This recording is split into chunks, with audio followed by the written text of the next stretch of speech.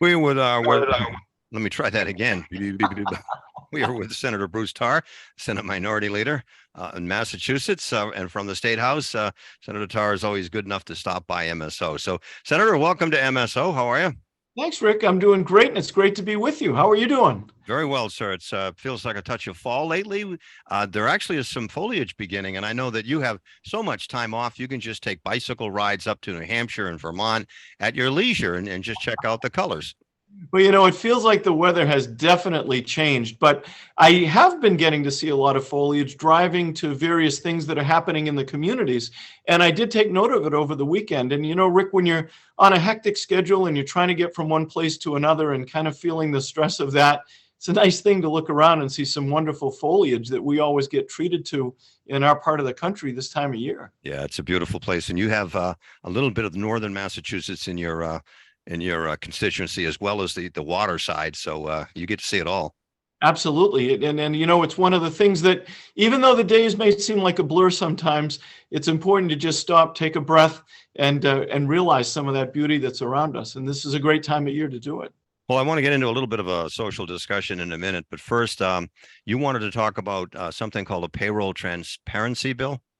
I did. So this morning, Rick, we had an informal session of the Senate, and we put on the calendar for Thursday for debate House 4109, which is an act relative to salary range transparency. And Rick, this is a pretty basic bill, but it's one that's very important in terms of achieving pay equity, particularly between the genders in Massachusetts. And so the essence of the bill is to require, when a job is advertised, that the salary range be disclosed. And it also would protect people who ask what the salary range is from being retaliated against. And the notion is that a lot of times there's a disparity in what men are being paid for a job and what women are being paid for a job. And so the hope of this bill is that by requiring the range to be disclosed to everyone, either if they're applying for a new job or the candidate for promotion in an existing job situation, the idea is everyone will have the opportunity to know what the salary range is so that they can take steps to make sure that they get properly compensated if they choose to accept the job.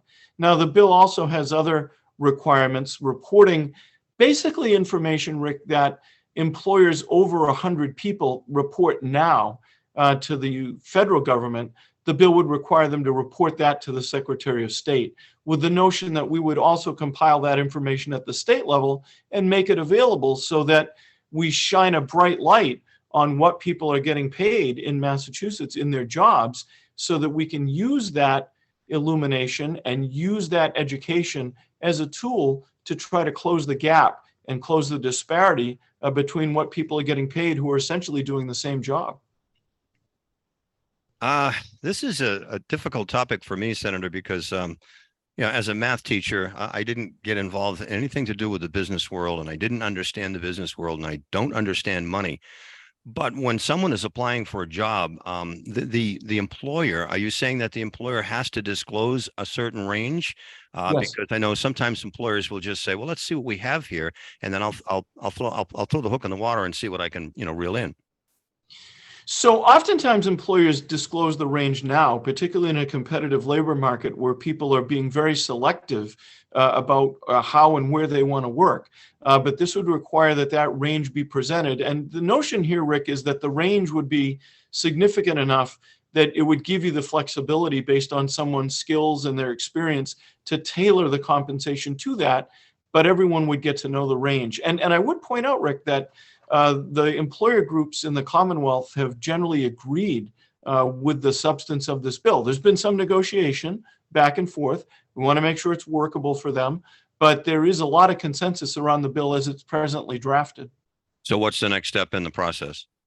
So it comes up for debate on Thursday. We do not have an amendment deadline on this bill, so folks can offer amendments right up until the time we're debating the bill on the floor. I suspect there won't be a lot of amendments because there's been a lot of work done leading up to that debate. But the next step is we will debate it. We will consider amendments that get filed, and then we will, I would predict, engross the bill.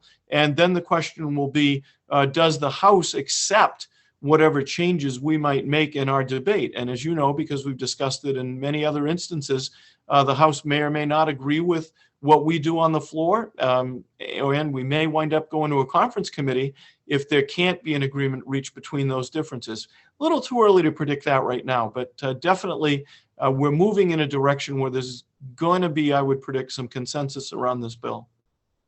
Senator, current events, obviously the terrorist attack in Israel by Hamas is on everyone's mind. Everybody's watching and trying to gather as much news as information. There is a large number of Jewish communities all over the North Shore who have come together, along with people who support many different faiths and religions and everything else.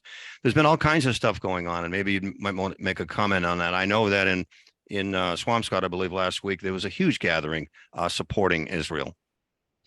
Well, first of all, Rick, last week the Senate adopted unanimously resolutions supporting the people of Israel and mourning the loss as a result of that terrorist attack by Hamas.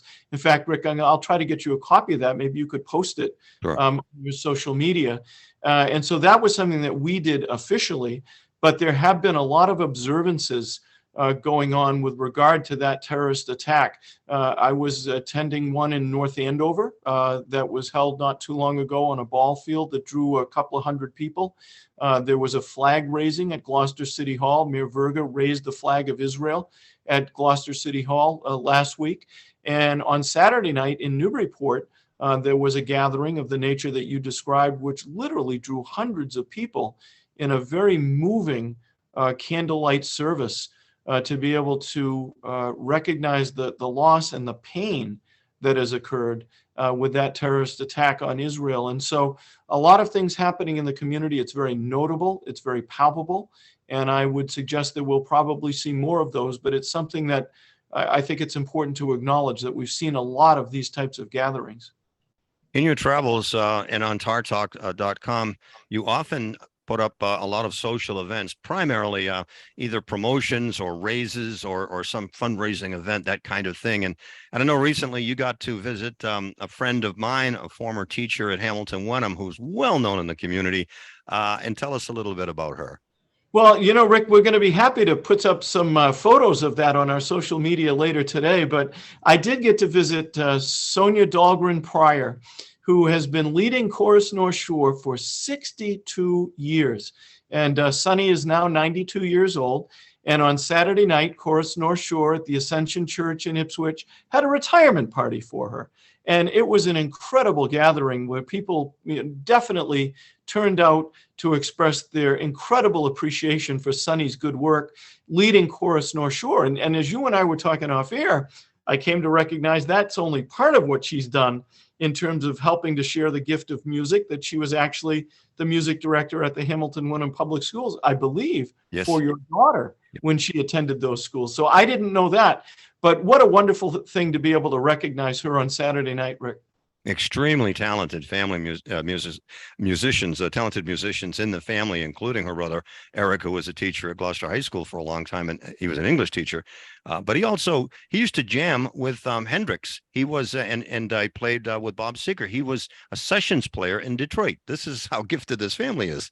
They're incredible. And, you know, like you, Eric was one of those people that made a real difference in my life as an educator and a profound impact.